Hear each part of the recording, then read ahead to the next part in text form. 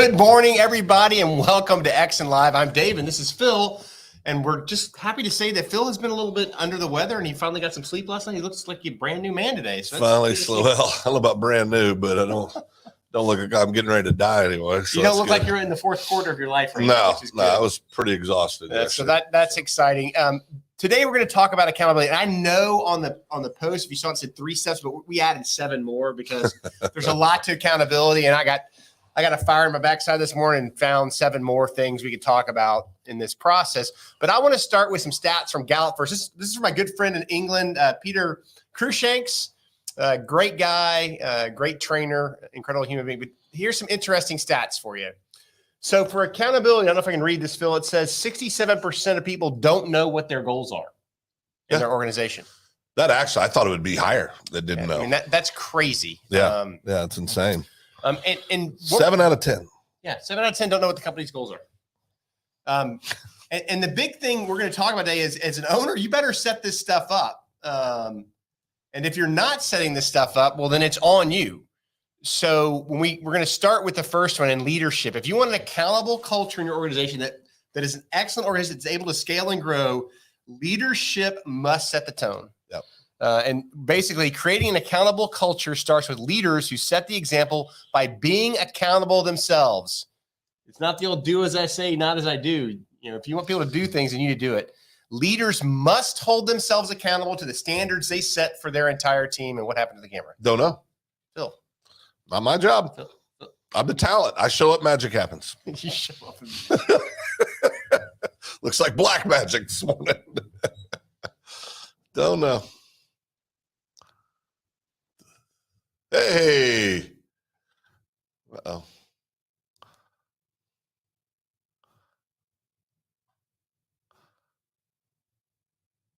This isn't good at all. It's the first time this has ever happened. Well, it's this camera. Oh, it's back. It's back. Not touching it. Don't touch anything. Just come sit down.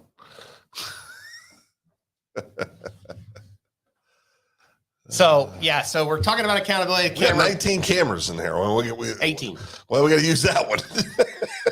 That's the one the studio owner set up. The next thing is, define clear expectations. If your people don't know what they're supposed to do,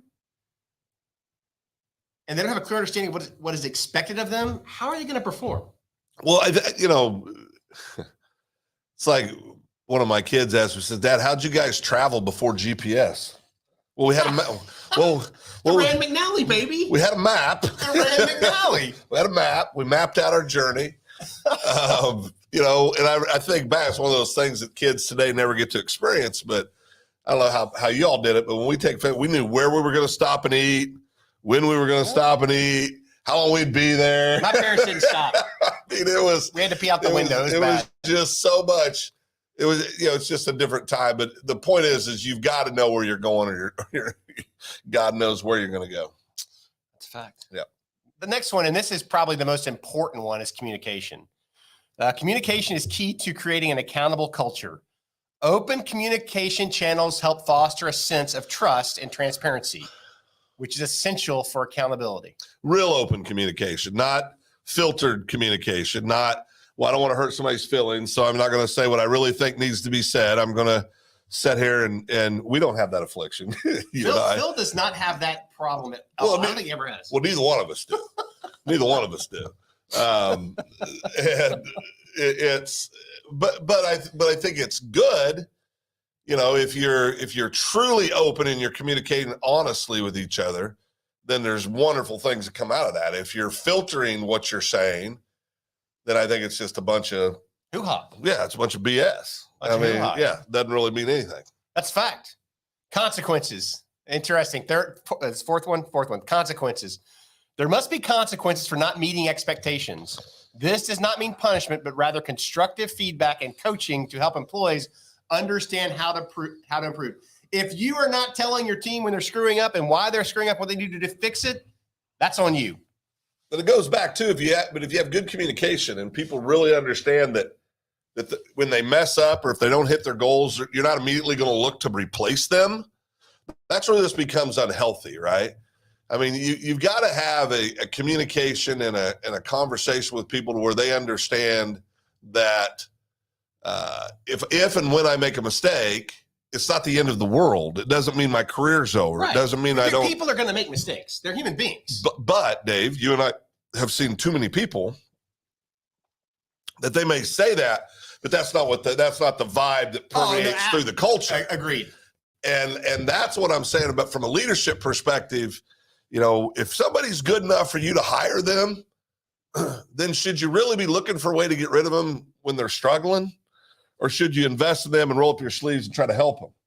So this goes back to, are you using the first philosophy for developing your employees? Or are you actually engaging? And what the first philosophy is? What's that, Dave? Fear, intimidation, ridicule, and sarcasm equals training. That's right. That does not work. Old school pilot training, it did, but it does not work today. The beatings shall remain until behavior morale improves.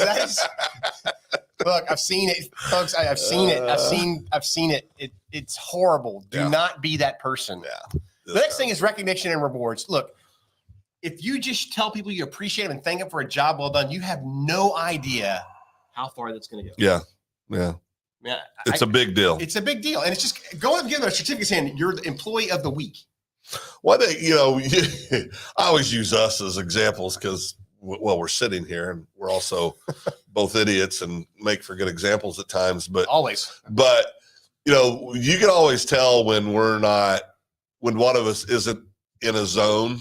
It's not hard to not see as far as how we interact with each other, and it's, now we've been doing it so long, we kind of get used to it, but it freaks other people out. Yeah. I mean, they don't know how to take that. I had some people tell me at lunch one day last week that know both of us said, how the hell do you guys coexist as partners? You guys are so different. And I said, there you go.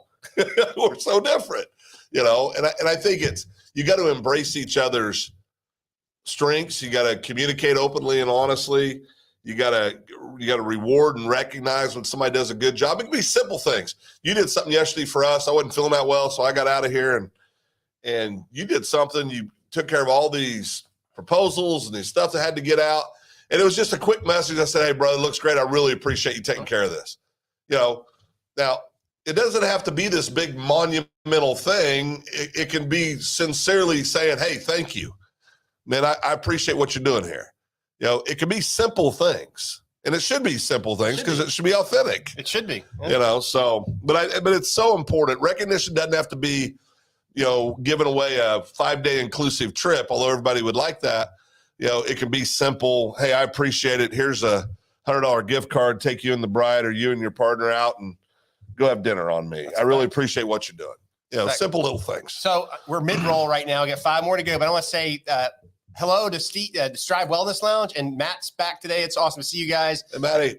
And Strive is one of the newer businesses in Guthrie, Oklahoma. So if you're in the local area, you need some wellness, go down and see Strive. Well, they've helped get Tanya and I better over the last couple of weeks with their IV therapy. So we really do appreciate our friends at Strive, and Matt, always my buddy. I'm watching his journey. He's working his tail off. I'm proud of you, buddy. Keep doing what you're doing. All right. Number 6, training and development. Look, if you want better employees, you need to train them to be better at their job. Right? Don't go do and figure it out. It's going to be a train wreck. And if you need training help, we're here for that. We can help you. I think, but one of the things that Dave and I got together years ago, what we talked about was our experience in the military. Everybody's always training for the next gig, the next mission. Those of you that follow us, you hear us say this all the time. And we think that's a real shortcoming in the private sector to where we just don't, not only do we not do training up front, we sure as the heck don't do continuous training. It's kind of left for people to just figure out. And that's a fool's approach to training and development. You're never going to raise your team. You're never going to improve the overall just skill set of your talent pool, of your employees, if you're not investing in them and giving them opportunities for professional development. I just saw a question Matt asked. What's the difference between authentic praise and being over the top? Authentic is authentic. Yeah, well, let me give you an example, Matty. This is something that you remember. Matt and I had this PE teacher. We had different experiences, but his name was Coach Bowen. And Coach Bowen's idea of authentic praise was to scream at you a little less, but you knew when he was giving you praise, right? You knew it. At the outside world, they probably didn't know it, but you knew it. You could feel it. I think it's just those examples we just talked about, Matty. It doesn't have to be this, oh, we're having a team meeting and bring them up front and people are getting emotional talking about how good of a job you did. If that's really how you feel, that's authentic, that's fine. But most times, more times than not, he had to say something about Bowen. I can't read it. It said, absolutely, praise from Bowen meant something. It did. It meant something. But you knew what it, but Matt, I think you answered your own question because you knew when he was praising you him knew when it. he wasn't, even though he leveraged the first training philosophy. Well, I mean, I remember Coach Bowen tell me in the 7th grade, I had an older cousin, and Matt can attest to this, but because he was there, I think, and actually in the room, but he did 800 push-ups, and I wanted to beat him. I wanted to beat my cousin Jamie. I did 1,000 push-ups in the 7th grade. And I remember Bowen's first compliment I ever got from Coach Bowen. He goes, well, you may not be as weak as I thought you were, Nichols. Hey, take him when you can get them. Whatever they are, take him when you can get them. I think it's important. So, but it's important that I think you do. You know when you get it, right? You understand what it is. Well, and corrective action usually involved a clipboard over the head, apparently, according to Matt. Well, he wasn't afraid to express his. What's okay? We're digressing, but what's happened to the coaches that smacked the kid in the head with the clipboard? I mean, where'd they all there's go? people out there that don't like their kids, but where'd they all go? That's probably what's wrong with Phil and I. So if Coach Bowen wasn't making you feel a little bit lesser of a human being, it's because he didn't care about you. I mean, but it really is a big deal, though. I think to be authentic in how you're praising people. Back to number 6. Back to number 6. Because if you're not doing that, everybody sees it, including the person that you're trying to praise. They're like, "Oh, geez, really?" Matt, you started us down this path, but we're back to number 6. Number 6 is continuous improvement. Now, this is something I'm a huge fan of. You should always be looking at ways to improve and streamline your operations, your process. There's always ways to get better. It's never going to be perfect. I had a leader a long time ago tell me, if you're unwilling to change, you will become irrelevant. Look at Blockbuster. Well, and I think there's you got to allow people the space, for lack of a better word, when they're going through change, when things are occurring. You got to allow them to be humans too. Yeah. It's hard to change. It is hard. And so we're not robots. We can't just show up on a Monday and say, okay, effective tomorrow, we're going to completely change the way you've done everything, and not expect for there to be a little bit of pushback, a little bit of nervousness, a little bit of angst. I mean, those are human responses. That doesn't mean you don't get to not participate in the change, but it means as a leader, you've got to help them through that process, because it doesn't just happen. That's true. And what will help with this is the next step, number 7, collaboration. That's 8, actually. 8. No, it's 7. No, that's 8. 1, 2, 3, 4, 5, 6, 7, 8. Collaboration. Oh, I have 11. Public school education. I have 11 then. Public school education. I have 11 then. Well, you got one more than me? Yeah, I guess. Yeah. So let's go. Where are we? Collaboration across teams and departments can help create a culture of accountability. By working together, employees can hold each other accountable and support each other in achieving common goals. Look, you have to break down the silos. You have to allow the team to work together across teams. You have to build that into the organization if you want to be successful, or everybody's going to go, not it. They're going to hide their stuff from other people, and you're going to have a terrible organization with a terrible culture. Yeah, it's very, very true. So that was 8. That's 7, actually. I was counting the explanation as 1. Sorry. So I'm back on track. Number 9, performance metrics. Heard this my whole life. If you don't measure it, it doesn't matter. I have proven this to myself time and time again. I'm going to tell you, if you do not have 5 key metrics that you're tracking every month in your organization, and leading metrics, not lagging metrics, that's a different discussion. You need to, because you can't fix if you don't know what you don't know is not working. We're with a client right now that has very ambitious growth goals. Yep. It's a very mature business. They've been around almost a quarter of a century. Yep. They do very, very well, an outstanding organization, but they're trying to go from what we would call from good to great. Yep. Doing huge numbers, but they basically want to double over the next 5 years or so. They do. And you don't do those kind of things without a lot of performance metrics. And we just, we've spent 6 months on this project with them, roughly 5 months, 5 months, 4 or 5 months. Yep. But it's been interesting to even go through with a company that's extremely accomplished, that's doing so many things correct, how little they're really measuring metrics.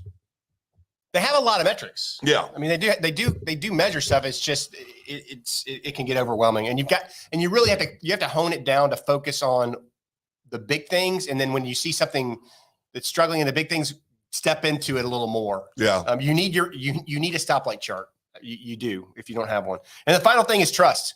This is the most important thing about creating a culture of accountability, because if your team doesn't trust you and each other, you will never have a culture of accountability ever. No, I mean, and you won't have a culture. You'll have a culture. It'll be a horrible culture, but it's nothing good's going to come out of that type of culture. No, that's ever. fact. So what Matt put up, got some wisdom. Let's see. True story. I needed a quote for my. Are your eyes going away too? Yeah. Okay. It's tiny though. See, I needed a quote from whatever. From. We said need to have Matt Dallin, but they have so many divisions. I didn't know which one to contact. I sent the same email to 10 divisions. Holy cow. Only one replied that they would try to find out which division was the correct one. The rest said, not my problem. Unbelievable. So Matt, now that I understand, Matt sent an email trying to find somebody that was going to take a proposal for something, 10 different divisions. Nobody knew who did what. Well, Matt only had one response. If you don't have, I'm going to leave with this. If you don't have an organizational chart that describes duties of each division that so people understand and that your use. team understands who does what And use. stop. Yeah. Bob Newhart, stop it. That is not the way to run your business. And I'm pretty certain most small businesses have not taken the time to do that because they're fighting too many fires. Yeah, I mean, a lot of these things get pushed to the back burner because you're just trying to keep the lights on a lot of days, right? But I think there's what does it say? Silos defined by silos defined. Yeah, no, that's a reality. But you've got to back to that org chart though to wrap this up. It's one thing to have an org chart. It's another thing to have it be a working, breathing, living document that people understand and are executing from every day. It's easy to throw an org chart together. It's not easy to have an org chart that actually you use that helps drive profitability to an organization. It's fact.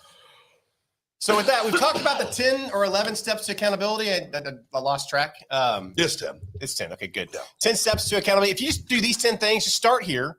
Pick the big ones and get them going. You're going to see a great improvement in your organization together. So with that, this episode of X and Live, Dave and Phil, we are out of here.